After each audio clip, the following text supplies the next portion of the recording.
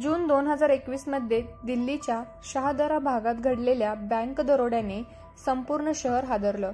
रविवारी रात्री काही चोरट्यांनी एका अर्धवट बांधकाम चालू असलेल्या इमारतीतून बँकेत प्रवेश केला.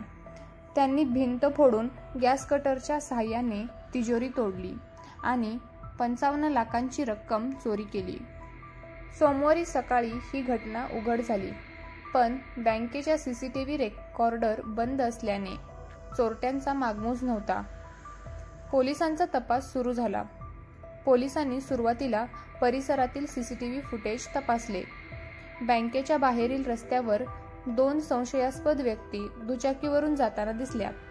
तसेच त्या परिसरातील मोबाईल टॉवर लोकेशन तपासून काही मोबाईल क्रमांकांची माहिती मिळवली. अनोखा सापळा. पोलिसांनी चोरट्यांना गोंधळवण्यासाठी एक योजना आखली.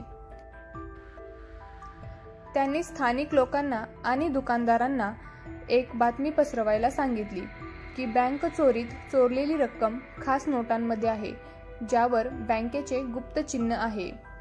त्यांनी या नोटा ओळखण्यासाठी शहरभरात तपासणी मोहीम चालवणार असल्याचंही जाहीर केलं.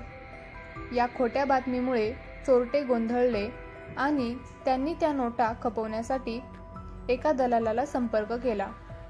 पोलीस आधीच त्या दलालावर लक्ष ठेवून होते. तो दलाल चोरट्यांच्या मागावर पोलिसांना घेऊन आला. चोरटे एका बंद गोडाऊनमध्ये सापडले, जिथे त्यांनी पैसे आणि चोरीची उपकरणं लपवली होती. पोलिसांची यशस्वी कारवाई. चोरट्यांना अटक करण्यात आली आणि चोरीला गेलेली रक्कम बँकेला परत करण्यात आली. पोलिसांनी चोरट्यांच्या संपूर्ण प्लॅनचा तपशील उघड केला, ज्यामध्ये बँकच्या एका माजी कर्मचाऱ्याचा सहभाग असल्याचं समोर आलं. या घटनेमुळे पोलिसांच्या हुशारीची प्रशंसा झाली आणि स्थानिकांमध्ये विश्वास निर्माण झाला.